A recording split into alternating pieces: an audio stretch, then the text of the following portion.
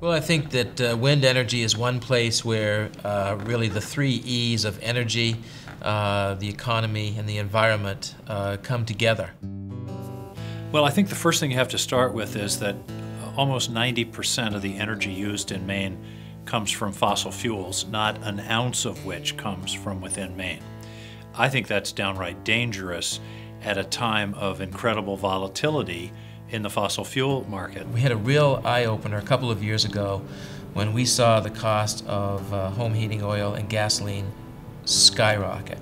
And people tend to forget. We tend to, once an immediate crisis is passed, we tend to sort of go on our merry way. But we must never forget the imminent danger we faced when we were looking at the potential of, $4 or $5 a gallon home heating oil.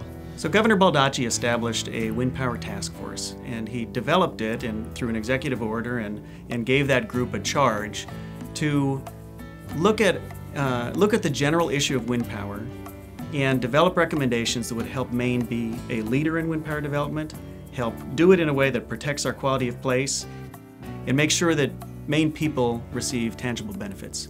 And so the Wind Power Task Force brought together all of the relevant stakeholders and people who did not agree with each other to sit down and map out a process and a path forward.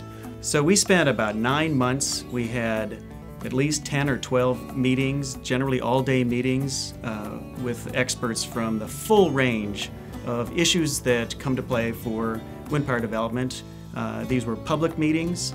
They were intensive. There was a lot of effort that went into it. So the task force made recommendations on sort of the key parts of it were developing goals for wind power, pretty aggressive, but what we thought were achievable goals for wind power in the state. And then some recommendations over siting and some amendments to the regulatory structure. The recommendations of the task force passed unanimously. So when the bill got to the committee, many of the issues had really been worked on very, very carefully.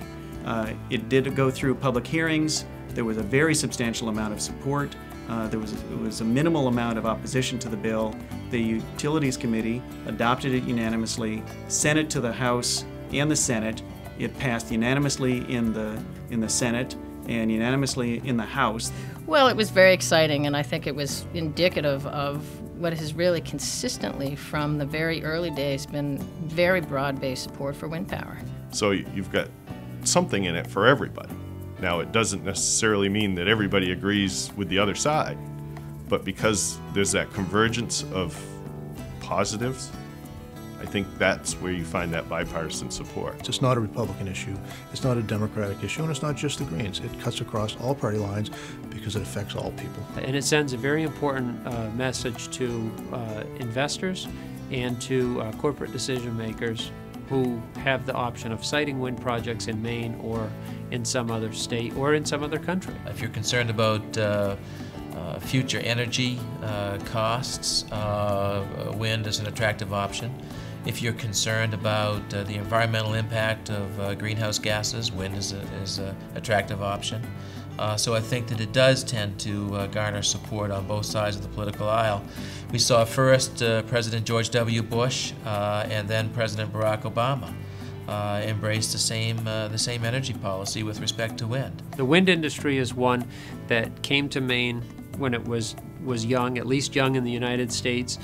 We had policymakers on both sides of the aisle who embraced it. They had the vision to embrace it.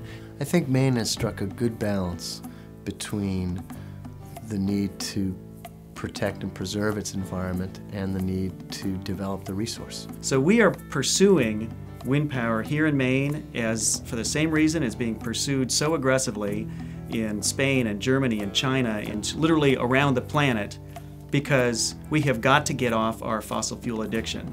I grew up in an America where other countries weren't so far ahead of us. We were the leaders, and we've fallen behind, and I'm glad to see we're starting to catch up.